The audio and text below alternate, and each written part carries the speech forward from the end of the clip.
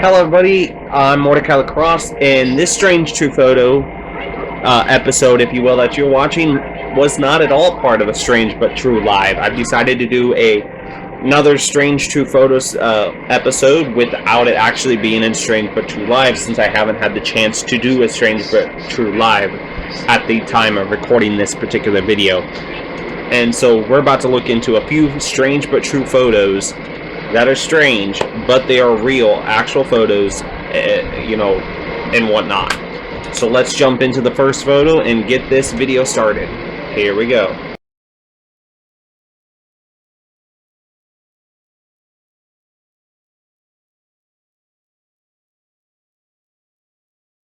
Now, of course, this first photo in this Strange True Photo video kind of looks like a villain from the Hellraiser film, doesn't it? But it's actually one of kind of a suit. It's called the Wildman suit. It sits on display in the Minnell collection in Houston, Texas. It's a double layer set of armor coated from head to toe and 1-inch long outward facing iron nails. The suit, you're like, oh, they probably know what it's for, right? Nope. The suit's purpose remains terrifying and mysterious. Now, it's widely referred to as the Siberian bear hunting armor from the 1800s. Other people are like, they're like, no, it was a gruesome spectacle of bear baiting popular in Shakespearean England. But the true purpose of this suit still remains largely elusive, and it's like centuries later, but it sits on the museum there in Houston, just in case you want to see it. I still maintain it looks like something out of nightmares or creepypasta. Now this next Strange True Photo, that may have been too close to the microphone, sorry. The next strange True Photo is John Smith. He was 137 years old when he died. Chippewa Indian from Minnesota who claimed to live to 137 years old. Now you're like, oh wow, what's up with how he looks? You're like, Mordecai, this guy looks like a regal meat suit. Well, is that because of his age? No. Actually, that's because of some disease that he had, that people say that's why his facial appearance is like that, is by disease, not age. Now, though his real age remains contested, his gravestone in Cass Lake, Minnesota, still lists his birth year as 1784, which actually would make him 138 years old. I mean, pretty old still. Now this photo right here, is it just me, or does this photo remind you of this photo? So believe it or not, that particular photo is not the same photo. It's not like an earlier design and then the next one is later on design. It's actually a photograph of what I'm about to get to in a moment. But you must admit that the resemblance is uncanny. It actually does look about like the same thing. That particular photo does remind you of the character in the Netflix hit series Umbrella Academy. But let's now get to the photo. So in this photo that you see on your screen is an American inventor from Luxembourg and futurist Hugo Gernsback. He basically worked to find solutions to what he considered inconvenience of modern life in the early to mid 1900s. He created everything from like a portable television goggles to the device that you see on the screen, which is named the isolator. Now basically it was to block out all noise and allow users to properly concentrate onto whatever they were doing. And the contraption actually worked really well. Like, it was like an old-fashioned 1900 version of noise-canceling headphones to block out distractions of public places. But unfortunately, it was like bulky and inefficient to find success at the time when it debuted in 1925. But that's basically what this particular picture you see on your screen right now.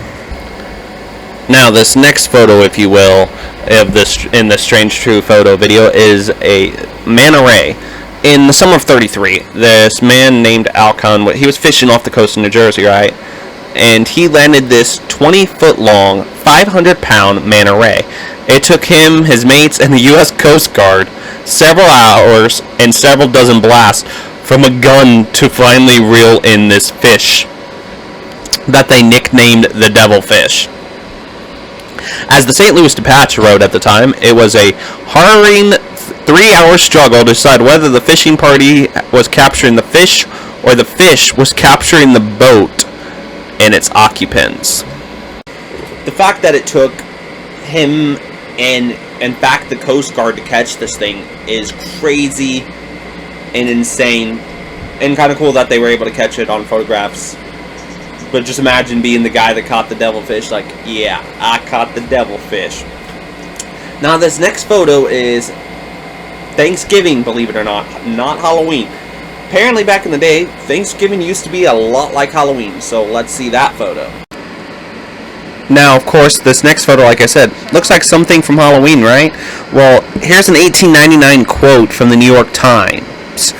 Thanksgiving masquerading has never been more universal. Frantically garbed youngsters and their elders were on every corner of the city. There were Faust, Uncle Sam's, Harlequins, bandits, and sailors. So basically, I guess back in the day, on Thanksgiving, back in those days, people used to actually, like, come out in droves on Thanks and be, like, dressed up in masks and costumes. And it was said to be the busiest time of the year for mask dealers back in the day. But by the 1920s, that tradition had started to wane, and the modern version of what we call Thanksgiving became what Thanksgiving is. I mean, when we think of costumes and masks, we usually think of Halloween. So the fact that originally at one point Thanksgiving was similar as well before the 1920s when it became what we know as the modern Thanksgiving, I'm not quite sure the meaning behind it of why costumes and masks would be associated with Thanksgiving since it was about to be a day of thanks. I have no idea. I'm pretty sure there's more evidence out there somewhere of why this was the particular tradition. But it's interesting to see how the Thanksgiving tradition of now compared to the Thanksgiving tradition of old is not at all remotely the same. Now, this next photo is exactly what you think it is, like by looking at it. It's a circus hippo pulling a cart in 1924.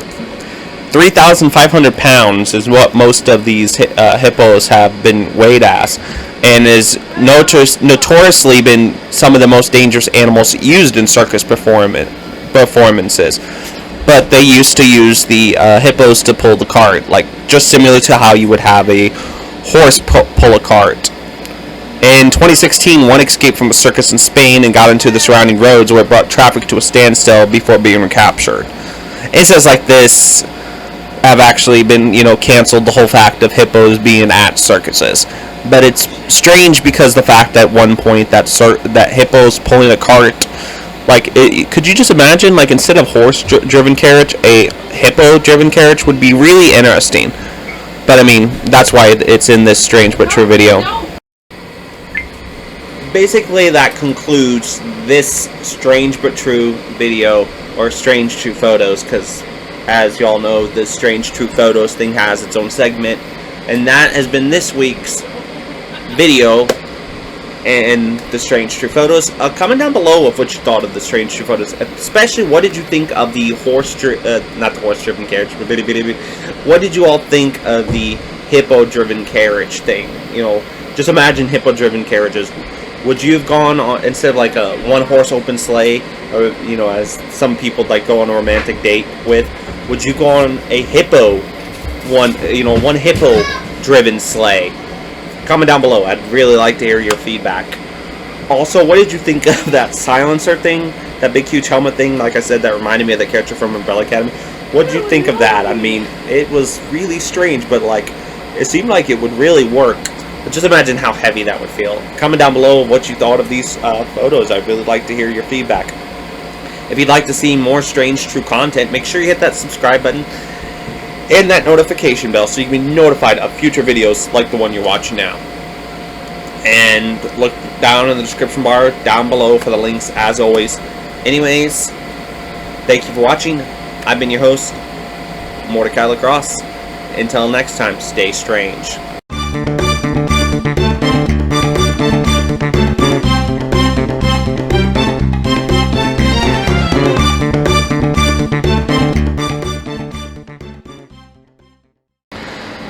Now, this photo, if you will, is the original Ronald McDonald. The McDonald's still use this particular one. I don't think customers would be eating there. They would completely lose their mind. This advertisement, it was shown in Washington, D.C. market in 1963, and Willard Scott portrayed the famous clown. And you must admit, it is much creepier than the modern version. Now, this particular photo right here this is a strange photo of a policeman's portable holding cell. While the portable jail cell isn't too far from our model alternative, being handcuffed in the back of a police car, this is a motorcycle sidecar with a cage on it, and it dates all the way back to the 1920s. And this is, I guess, how they used to withhold the prisoner before they would get to the police station. This one right here is a portable whiskey machine, kind of like a water cooler for the office, but instead a whiskey machine. Obviously it didn't take off because drinking on the job is a bad thing.